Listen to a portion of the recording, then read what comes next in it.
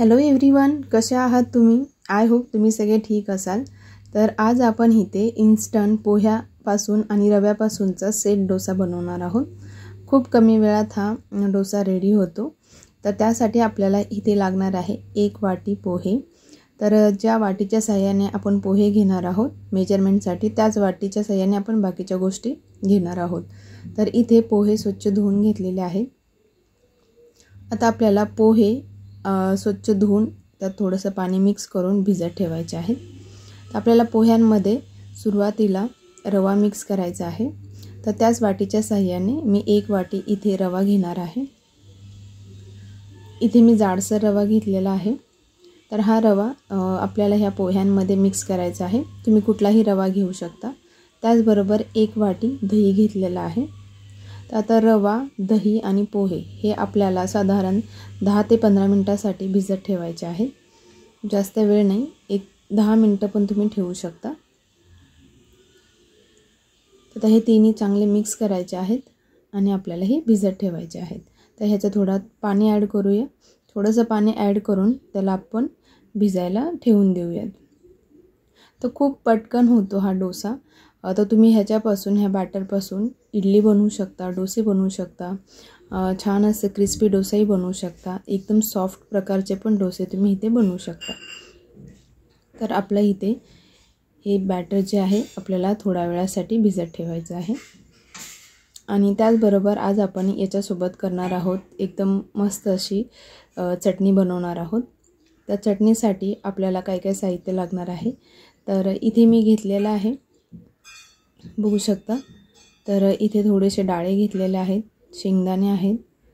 त्याचबरोबर इथे आपण घेतलेलं आहे खोबरं, कोथिंबीर आहे, नंतर लसूण आणि अद्रक आहे आणि मिरची आहे. तर खूप झटपट खूप झटपट ह्याची चटणी तयार होते. आणि कढीपत्ता घेतलेला आहे आणि चवीलाही खूप छान लागते ही चटणी. आता याला आपण मिक्सरमध्ये बारीक करून घेऊयात. तर आपली चटणी जी आहे रेडी झालेली आहे, बघू शकता. तर तुम्हाला किती घट्ट किंवा पातळ हवे त्यानुसार तुम्ही त्याच्यात पाणी ॲड करू शकता. तर आपण याला छान असा तडका देऊयात. एकदम झटपट तयार होणारी ही चटणी आहे. इथे तडक्यामध्ये मी मोहरी आणि कढीपत्ता घेतलेला आहे आणि मीठही त्याच्यात चवीनुसार ॲड केलेलं आहे. तर आपली इथे चटणी रेडी झालेली आहे. त्याचबरोबर आपण जे पोहे रवा भिजायला ठेवला होता तोही आपला भिजून झालेला आहे, बघू शकता. खूप छान असं पोहे आणि रवा भिजलेला आहे. तर आता आपण ह्याच्यात थोडंसं पाणी मिक्स करूया आणि याला मिक्सरमध्ये बारीक करून घेऊयात.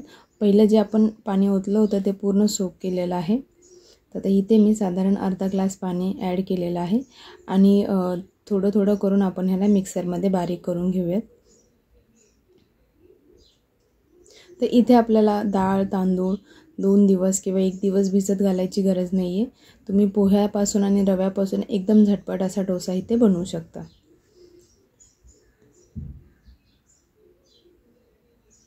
बघू शकता इथे आपलं बॅटर जे आहे रेडी झालेलं आहे. त्याला आपण अजून एकदा मिक्सरमध्ये राहिलेलं जे पोहे आहेत ते बारीक करून घेऊयात, बघू शकता. तर एका वाटीच्या साहाय्याने जे आपण साहित्य घेतलं होतं त्याच्यापासून आपलं एवढं बॅटर रेडी झालेलं आहे, खूप छान असं. आणि आता याच्यात आपल्याला पाणी मिक्स करायची गरज नाही आहे. एकदम व्यवस्थित असं आपलं बॅटर रेडी झालेलं आहे. तर याच्यामध्ये चवीनुसार मीठ ॲड करायचं आहे.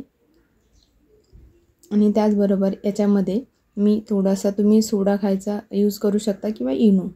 तर इनो मी थोडासाच इथे ॲड करणार आहे.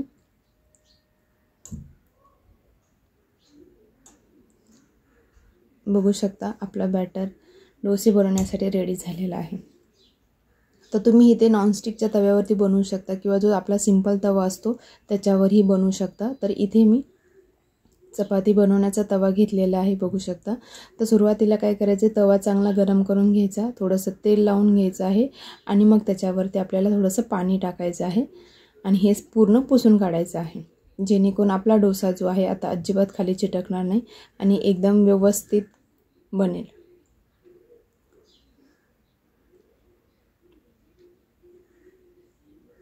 बघू शकता. तर अशा पद्धतीने आपण आज जो आहे ते सेट डोसा बनवत आहोत। बघू शकता खूप छान अशी जाळी त्याला आलेली आहे। तर अशा पद्धतीने तुम्ही एकदम कमी वेळामध्ये हा सेट डोसा बनवू शकता। त्याचबरोबर आज आपल्या चॅनलवर जर कोणी नवीन असेल तर आपल्या चॅनलला सबस्क्राइब करा, व्हिडिओला लाईक करा आणि शेअर करा। तुम्हाला एकदम घरच्या साहित्यामध्ये अशा छान छान रेसिपी इथे पाहायला मिळतील। बघू शकता खूप छान असं झालेलं आहे। तुम्ही त्याला दोन्ही साइडने भाजू शकता किंवा एका साइडने भाजू शकता। तर अजून मी एक इथे डोसा करून दाखवते। बघू शकता जसं आपण बाहेर आपल्याला मार्केटमध्ये स्पंज डोसा बनतो तर सेम तशाच टाईपचा इथे आपला स्पंज डोसा तयार होतो आहे। तर अशा पद्धतीने तुम्ही घरी पण बनवू शकता।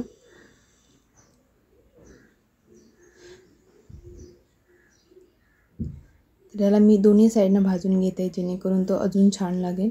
आणि तुम्हाला क्रिस्पी करायचं असेल तर तुम्ही याच डोस्याला तुम्ही छान असं पातळ तव्यावरती पसरून घेऊ शकता, जेणेकरून छान आणि क्रिस्पी असा डोसा तयार होईल।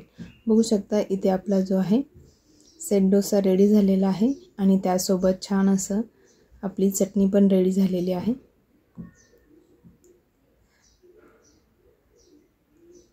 बघू शकता खूप छान आणि खायलाही खूप छान लागतो। तो तुम्ही असं सकाळच्या वेळात खूप कमी वेळात हा ब्रेकफास्ट बनवू शकता।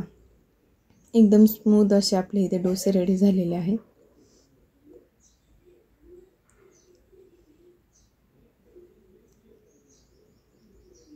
Thank you guys.